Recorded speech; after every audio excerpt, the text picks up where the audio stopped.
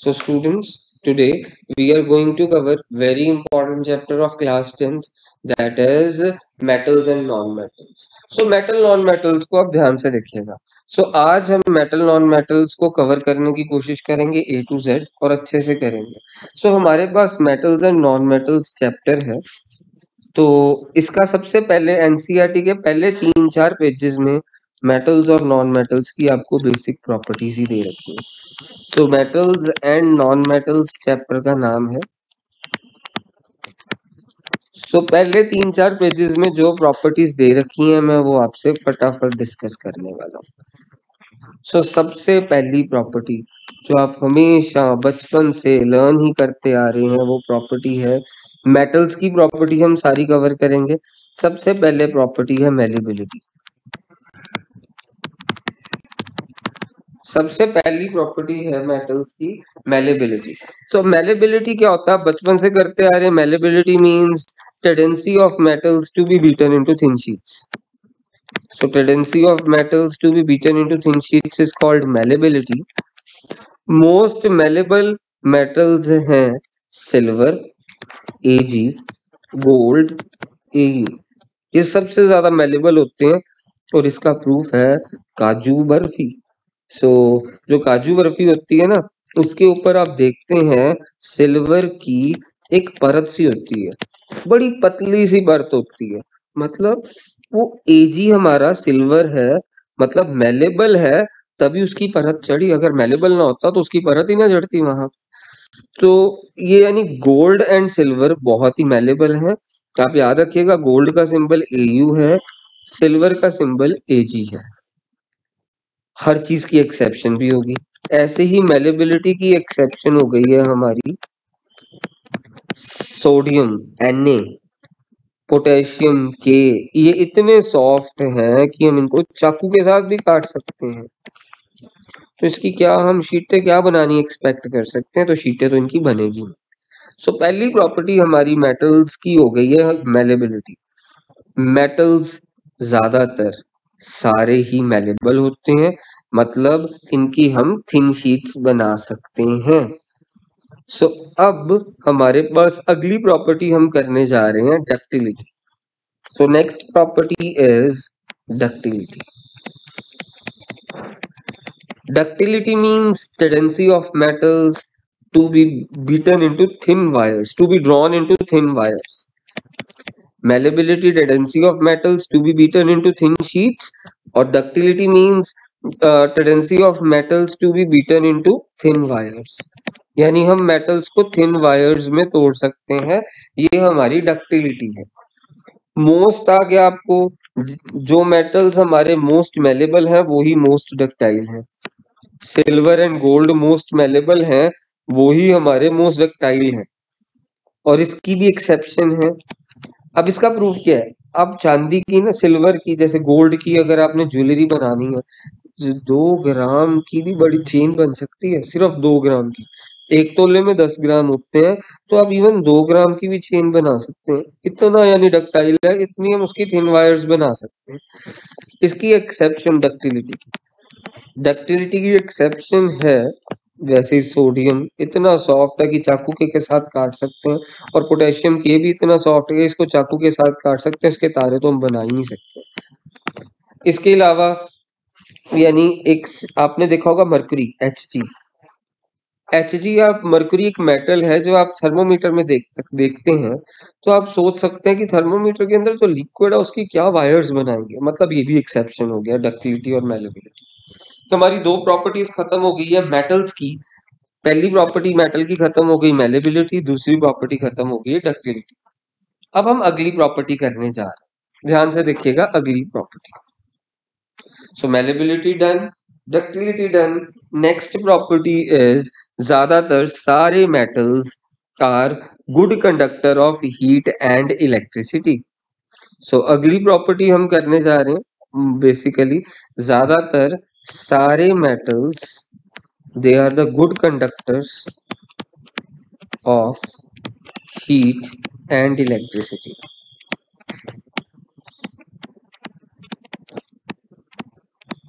And electricity. इसकी भी exception होगी, हर चीज की एक्सेप्शन है। तो इसकी एक्सेप्शन होगी लेड। लेड एक ऐसा मेटल है PB that is not the good conductor of heat and electricity at all. So lead is not the good conductor of heat and electricity. इसकी एग्जांपल याद रखिएगा। So और इसकी एग्जांपल क्या है? मरकुरी। मरकुरी भी एक्सेप्शन हो गई है। मतलब पहली एक्सेप्शन हमने क्या करी, ज्यादातर सारे metal good conductor of heat and electricity होते हैं, उसकी पहली एक्सेप्शन होगी lead. Lead is not the good conductor of heat and electricity at all. और इसकी दूसरी एक्सेप्शन हो गई है हमारी मरकुरी। मरकुरी का सिंबल होता है Hg। It is also not the good conductor of heat and electricity. So तीसरी हमारी प्रॉपर्टी भी होगी है। तो अब इसमें अगर एक्सेप्शन कर ली, जैसे इसमें मेलेबिलिटी में मोस्ट मेलेबल ये थे gold and silver, most ductile भी गोल्ड एंड सिल्वर थे, तो इसमें भी best conductor of heat and electricity हमारे कौन है? Silver and copper. मतलब बेस्ट मोस्ट, तो हम इसे कहेंगे सिल्वर एंड कॉपर। बेस्ट तो सिल्वर है, दूसरे नंबर पे कॉपर आ रहा है। तो अगर हम कॉपर की तारें इसीलिए तो घरों में कॉपर की तारें लगाते हैं। अब आप सोच रहे होंगे सिल्वर की तारें क्यों नहीं लगाते, अगर बेस्ट कंडक्टर सिल्वर है। सिल्वर की तारें लगाएंगे फिर तो घर ही करोड़ों का पड़ जाएगा। सो ये अफोर्डेबिलिटी ना होने के कारण हम सिल्वर की तारें नहीं लगाते हैं, हम कॉपर की वायर्स लगाते हैं। सो हमारी ये प्रॉपर्टी नंबर 3 भी हो गई है। अब हम नेक्स्ट प्रॉपर्टी करने वाले हैं, समझ गए? अगली प्रॉपर्टी है हमारी metals have high melting and boiling point. So fourth property number 4, metals have high melting and boiling point. ये हमारी अगली प्रॉपर्टी है।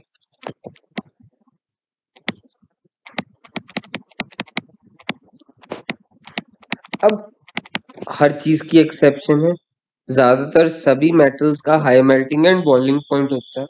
एक्सेप्शन है कि गैलियम और सीजियम, याद रखिएगा एक्सेप्शन हमारी है गैलियम और सीजियम, इनका melting point and boiling point बहुत ही लो होता है। गैलियम एंड सीजियम का मेल्टिंग एंड बॉइलिंग पॉइंट इतना लो होता है कि अगर आप इनको अपने हाथों में पाम्स में भी रखेंगे ना, ये पिघल जाएंगे। अगला हमारे पास अगली property, fifth number property, metals ज्यादातर लस्ट्रस होते हैं। लस्ट्रस मतलब चमक वाले होते हैं। Metals are lustrous. इसकी भी एक्सेप्शन है, मतलब जैसे इसकी एक्सेप्शन ये थी पीछे वाले की, ज्यादातर सारी metals high melting and boiling point वाले होते हैं, एक्सेप्शन हमने करी गैलियम एंड सीजियम।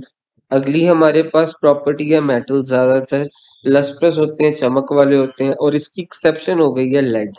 लेड की कोई चमक नहीं होती, exception lustrous, lead has no चमक एट ऑल। अगला हमारे जब मेटल्स की इलेक्ट्रॉनिक कॉन्फ़िगरेशन करते हैं ना, इनके वैलेंस इलेक्ट्रॉन या 1 होते हैं या 2 होते हैं या 3 होते हैं।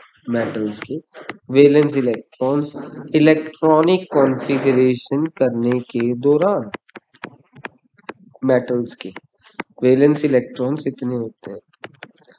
जैसे सोडियम, सोडियम जिसका नंबर 11 है एटॉमिक नंबर, इसकी इलेक्ट्रॉनिक कॉन्फ़िगरेशन 281 है, मतलब इसका वैलेंस इलेक्ट्रॉन 1 है, मतलब ये हमारा मेटल है। सो ये हमारी प्रॉपर्टी नंबर 6 हो गई थी, मेटल्स की 1 या 2 या 3 वैलेंस इलेक्ट्रॉन्स होंगे मेटल्स में। सो मेटल्स की हमारी ज्यादातर सारी प्रॉपर्टीज हमने कवर कर रही है। अब हम नॉन मेटल्स की प्रॉपर्टी पे आते हैं। सो नॉन मेटल की प्रॉपर्टी नंबर 1 जरा ध्यान से देखिए। सो नॉन मेटल्स की प्रॉपर्टीज पे हम आते हैं अब। सो नॉन मेटल्स की सबसे पहली प्रॉपर्टी, नॉन मेटल्स ज्यादा मींस वो सॉलिड्स भी हो सकते हैं, लिक्विड भी हो सकते हैं, गैसेस भी हो सकते हैं। ज्यादातर सारे non metal solids and gases ही हैं। बस एक ही नॉन मेटल लिक्विड है, वो है ब्रोमीन। ये एमसीक्यू में आ सकता है बेटा। सो एक ही नॉन मेटल हमारा लिक्विड स्टेट में है ब्रोमीन, बाकी या तो वो सॉलिड होंगे या गैसेस होंगे, इवन लिक्विड भी हो सकता है, वो सिर्फ एक ही है लिक्विड, सिर्फ एक ही नॉन मेटल है, वो है ब्रोमीन। अगला हमारा नॉन मेटल का है, non metal means non lustrous होते हैं basically, non metals are non lustrous. हम ये नॉन मेटल्स की प्रॉपर्टी कर रहे हैं अब। नॉन मेटल्स, नॉन मेटल्स की कोई लस्टर नहीं होती, नॉन लस्ट्रस, बिना चमक, कोई चमक नहीं, किसी तरह की कोई चमक नहीं है, बस एक ही नॉन मेटल है diamond, which is the allotrope of carbon. अब ये एलोट्रॉप का मतलब बताएंगे। डायमंड मीन्स एलोट्रोप है कार्बन का, इसकी तो बहुत ही चमक वाली मीन्स, तो बड़ी चमक है इसकी। और आयोडीन, ये एक्सेप्शन कर रहे हैं, एक्सेप्शन, नॉन मेटल्स ज्यादातर नॉन लस्ट्रस होते हैं, एक्सेप्शन इसकी नंबर 1 डायमंड, दूसरा आयोडीन, आयोडीन भी हमारा चमक वाला होता है। अब मैंने आपको बोला था, मैं आपको भी बताने लगा हूं, what are allotropes.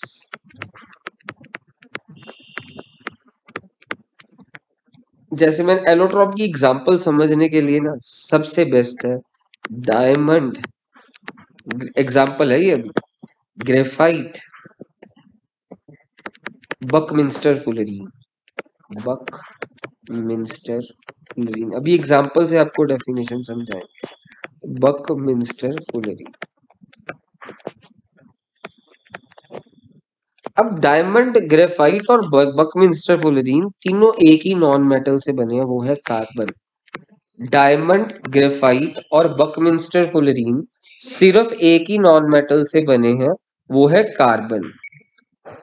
Diamond, graphite और बकमिंस्टर फुलरीन तीनों बने कार्बन से हैं, पर डायमंड दुनिया का सबसे महंगा सब्सटेंस और हार्डेस्ट सब्सटेंस। ग्रेफाइट, ग्रीस जिसे हम कहते हैं, ये तो बड़ा ही सस्ता सब्सटेंस। बकमिंस्टर फुलरीन, ये भी एक नया न्यूली डिस्कवर्ड एलोट्रॉप है कार्बन का। मतलब एलोट्रॉप्स में क्या है कि डायमंड, ग्रेफाइट और बकमिंस्टर फुलरीन का एक मींस तीनों बने कार्बन के साथ ही हैं, बट तीनों का स्ट्रक्चर अलग है। स्ट्रक्चर के अलग होने की वजह से इनमें जमीन आसमान का फर्क है। सो एलोट्रॉप्स का देसी भाषा में मतलब यही है, बनी एक ही चीज से। जैसे इसमें कार्बन के एलोट्रॉप्स हैं, मींस बने डायमंड, ग्रेफाइट और बकमिंस्टर फुलरीन एक ही चीज से हैं। तो बट इनके स्ट्रक्चर में, डायमंड के स्ट्रक्चर में, ग्रेफाइट के स्ट्रक्चर में और बकमिंस्टर फुलरीन के स्ट्रक्चर में जमीन आसमान का फर्क है, जिसकी वजह से इनकी प्रॉपर्टीज में फर्क है। इसको, इस फिनोमिना को एलोट्रॉपी कहते हैं और ये चीजों को एलोट्रॉप्स कहते हैं। इस फिनोमिना को एलोट्रॉपी कहते हैं और ये जो है चीज, इसे हम एलोट्रॉप्स कहते हैं। सो ये एलोट्रॉप्स बेसिकली नॉन मेटल्स ही शो करते हैं, मेटल्स एलोट्रॉप्स नहीं शो करते हैं। सो नॉन मेटल्स की प्रॉपर्टी नंबर 3 है, नॉन मेटल्स बेसिकली इनके वैलेंस इलेक्ट्रॉन्स 4, 5 या 6 होते, 4, 5, 6, 7 and 8। So basically non metals के वैलेंस इलेक्ट्रॉन्स इतने होते हैं। अगली ये हमारी प्रॉपर्टी हो गई है। सो जैसे हमारी एग्जांपल ले लेते हैं, कार्बन। कार्बन का एटॉमिक नंबर इज 6, मतलब 2 एंड 4, 4 वैलेंस इलेक्ट्रॉन है, मतलब ये नॉन मेटल है। और एक आधी एग्जांपल ले ले, और एग्जांपल हो गई हमारे पास नाइट्रोजन, फॉस्फोरस, सल्फर, कुछ भी एग्जांपल ले ले। जैसे अब मैंने एग्जांपल ले ली है सल्फर 16, इसका electronic configuration sulphur 16 atomic number है। जैसे कार्बन का एटॉमिक नंबर 6 था, सल्फर का 16 है, तो इसकी हमारे पास इलेक्ट्रॉनिक कॉन्फ़िगरेशन 286 होगी। मतलब अगर 6 है तो वो नॉन मेटल है, मतलब 4, 5, 6, 7, 8 अगर वैलेंस इलेक्ट्रॉन होंगे तो वो हमारे नॉन मेटल होंगे। सो अब मैंने आपके एनसीईआरटी के पहले 4 पेजेस पूरी तरह कवर कर दिए हैं। तो अब हमारे पास सिर्फ मैंने एक मेटल की प्रॉपर्टी कवर करनी भूल गया था, वो मैं आपको अभी बता देता हूँ।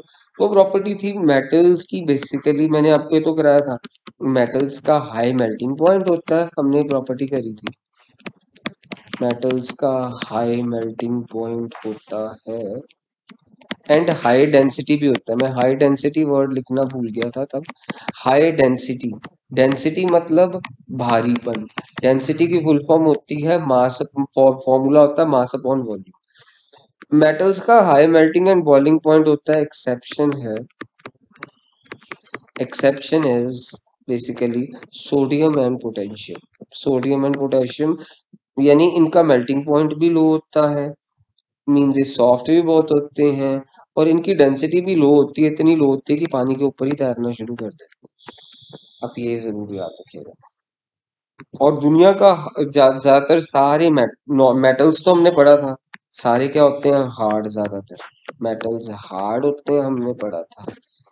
ज्यादातर सॉलिड नेचर के होते हैं। इसकी भी एक्सेप्शन क्या थी, सोडियम पोटेशियम इतने सॉफ्ट होते हैं कि हम नाइफ के साथ भी कट कर सकते हैं। अब नॉन मेटल्स, अगर मेटल्स अगर हार्ड होते हैं तो फिर ऑब्वियसली नॉन मेटल्स क्या होंगे, soft. Non metals are generally soft. और इसकी एक्सेप्शन, एक्सेप्शन है इसकी डायमंड। डायमंड एक नॉन मेटल है क्योंकि ये कार्बन के साथ बना है, पर ये दुनिया का हार्डेस्ट सब्सटेंस है।